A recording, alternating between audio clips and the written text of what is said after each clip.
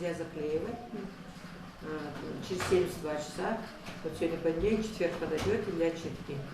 Не заклеивать, не перевязывать, остальное все уже как обычно.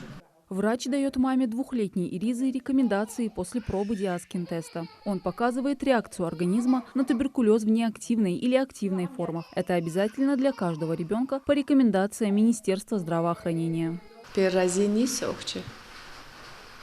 Наблюдайте здесь каждый мама ощущает, что слабый цех. Каждый мама ощущает.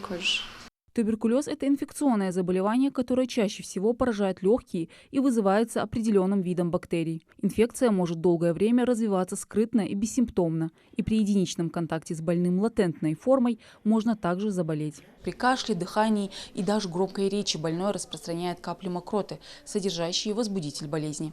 Микобактерии туберкулеза могут попасть в организм при вдыхании зараженного воздуха.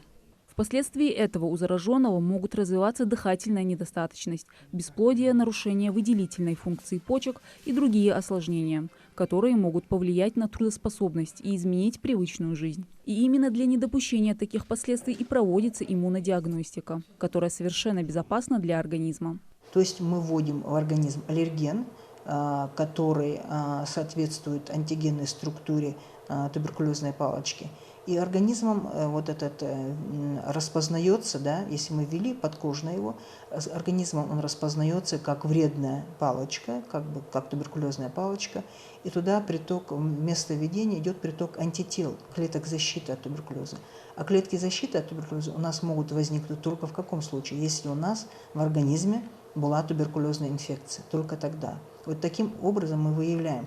То есть если мы ввели антиген, сходный с туберкулезной палочкой, и идут туда антитела, происходит реакция, это говорит, что организм был заражен туберкулезной палочкой.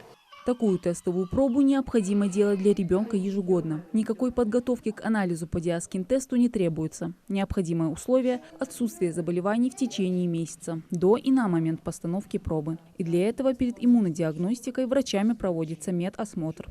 То аллергия, допустим, аллергическая реакция, 5 дней до пробы попить противоаллергические лекарства и 3 дня после попить, чтобы этот аллергический фон убрать, снизить действие этого аллергена на эту пробу. В тубдиспансере Плиева есть все необходимое для проведения иммунодиагностики. Проба Диаскин-теста хранится в холодильнике, где соблюдается необходимая холодовая цепь. Также подготовленные и квалифицированные доктора. Перед тем, как начать эту иммунодиагностику осеннюю, мы осенью обязательно проводим семинары для наших всех медицинских работников, которые будут принимать участие в иммунодиагностике. И смотрим практическую, не просто мы проводим, обучаем и напоминаем, да, всю теорию.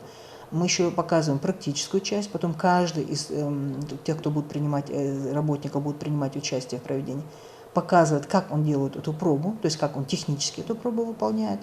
Эта проба проводится внутрикожно, и только на основании этого дается справка-допуск, что этот медработник может принимать участие в проведении иммунодиагностики.